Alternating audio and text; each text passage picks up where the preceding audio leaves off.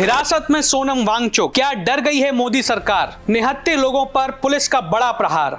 राहुल गांधी समेत सभी विपक्षियों ने की इस घटना की कड़ी निंदा। नमस्कार, मैं ऋषभ शर्मा और आप देख रहे हैं आचरण न्यूज का खास कार्यक्रम जिसका नाम है आज का मुद्दा मेरे साथ। आज की इस वीडियो में हम बात करेंगे देश के सबसे बड़ी घटना पर, आंदोलन की, केंद्र सरकार के रवैये की, सोनम वांगचुक की जो दिल्ली पदयात्रा निकाल रहे थे। कांग्रेस नेता राहुल गांधी और अन्य विपक्षी नेताओं ने दिल्ली सीमा पर लद्दाख की आवाज और एनवायरमेंटल एक्टिविस्ट सोनम वांगचुक को हिरासत में लेने की निंदा करते हुए इस पर बड़ा बयान दिया है और इसे बहुत बुरा बताया, अस्वीकार्य भी कहा। दिल्ली पुलिस ने सोमवार रात वांगचुक सहित लद्दाख के लगभग 120 लोगों को हिरासत में ले लिया, जो केंद्र शासित प्रदेश लद्दाख के लिए छठी अनुसूची का दर्जा देने की मांग को लेकर दिल्ली चलो पैदल मार्च कर रहे थे। दिल्ली पुलिस ने सोनम वांगचुक समेत हिरासत में लिए गए सभी लोगों को बवाना पुलिस थाने में रखा हुआ है और जब दिल्ली की नई मुख्यमंत्री अतिशी थाने पहुंची तो वांगचुक से मिलने को मना कर दिया गया, उन्हें रोक दिया गया।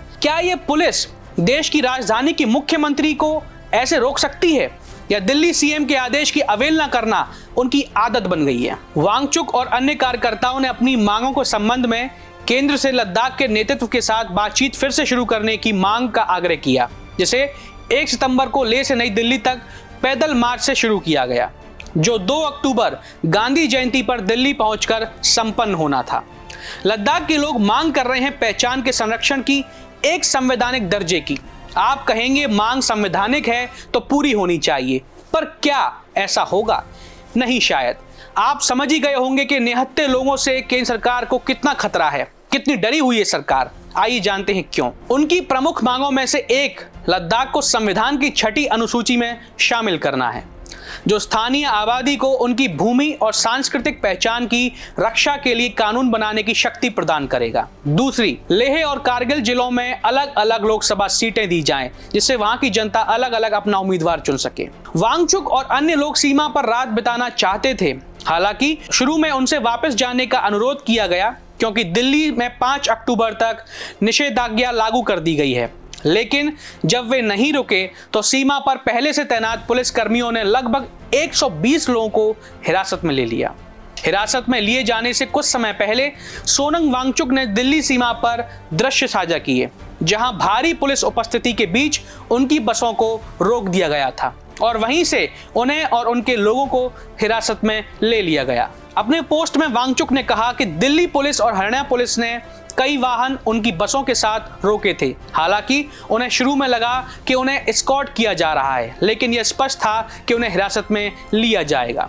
सोनम वांगचुक और अन्य के पास पुलिस स्टेशनों में ले जाया गया, जबकि मार्च में भाग लेने वाली महिलाओं को हिरासत में नहीं लिया गया, ऐसा कहना था। कांग्रेस सांसद राहुल गांधी ने हिरासत को अस्वीकार्य बताया।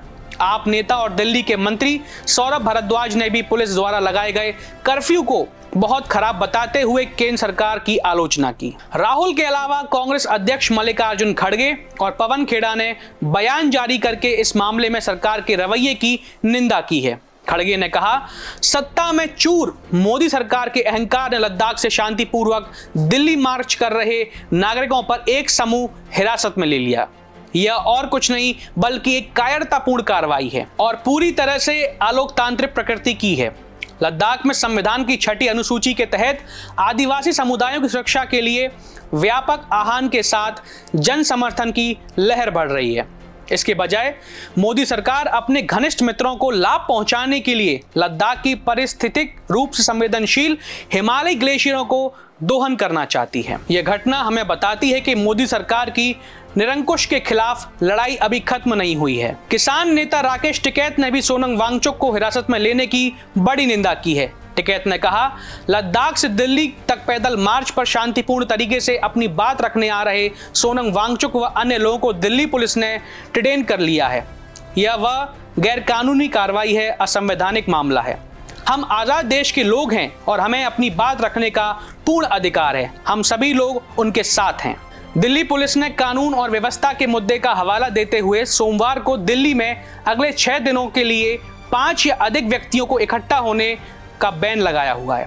तख्तियां और हथियार रखने वालों लोगों को मध्य भाग और सीमावर्ती इलाकों में विरोध प्रदर्शन पर प्रतिबंध लगा दिया है, जिसमें विरोध प्रदर्शन के आह्वान भी शामिल हैं। पुलिस के एक अधिकारी के अनुसार वांगचुक और उनके साथ आए लोगों को निषेधाज्ञा का उल्लंघन करने के लिए दिल्ली सीमा पर हिरासत में ले लिया गया और उन्हें बवाना, नरेला औद्योगिक क्षेत्र और अलीपुर सहित विभिन्न पुलिस थानों में ले जाया गया।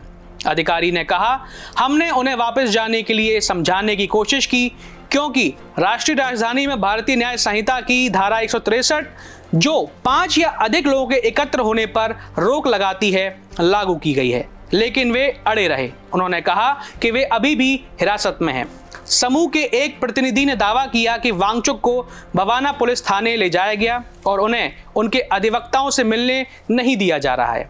प्रतिनिधि ने बताया कि कार्यकर्ता और अन्य लोगों ने उन पुलिस थानों में अनिश्चितकालीन अनशन शुरू कर दिया है जहां उन्हें रखा गया है। प्रतिनिधि ने यह दावा भी किया है कि वांगचुक और समूह के अन्य सदस्यों ने आधिकारिक अनुमति मांगी थी और यहां तक कि प्रधानमंत्री नरेंद्र मोदी तथा केंद्रीय गृह मंत्री अमित शाह को ईमेल भी किया था, लेकिन उस जानकारी का इस्तेमाल प्रदर्शनकारियों को हिरासत में लेने के लिए किया गया। लद्दाख के सांसद मोहम्मद हनीफा ने पीटीआई भाषा को बताते हुए कहा कि हिरासत में लिए गए लोगों में करीब 30 महिलाएं भी शामिल हैं और उन्हें पुरुष बंदियों के साथ रखा गया है। हनीफा ने कहा, लद्दाख के कई लोगों को हिरासत में लिया गया है, उन्हें अलग अलग पुलिस थानों में रखा गया। मैं उनमें से कुछ से कल देर रात तक और आज सुबह भी मिली। उन्होंने कहा कि मंगलवार सुबह सिंधु बॉर्डर पर मार्च में शामिल होने आए कारगिल के करीब 60-70 लोगों को भी दिल्ली पुलिस ने रोक लिया था। हनीफा ने यह भी कहा कि 30 महिलाओं को भी हिरासत में लिया गया है। उन्होंने कहा उन्हें पुरुष बंदियों के साथ रखा गया है। हालांकि दिल्ली पुलिस ने सोमवार रात ये भी कहा था कि महिला प्रदर्शनकारियों को हिरासत में नहीं लिया गया। ये बहुत बड़ा सत्य है, इसकी तहकीकात अभी भी जारी है। आज के लिए बस इतना ही। अब देखना यह होगा कि केंद्र की मोदी सरकार लद्दाख वासियों और सोनम वांगचुक की आवाज सुनेगी या नहीं, जिसके लिए वे इतने समय से संघर्ष कर रहे हैं, या फिर उन्हें इस बार भी निराश होकर वापस जाना पड़ेगा। ये आगे वक्त ही बताएगा। आज के लिए बस इतना ही।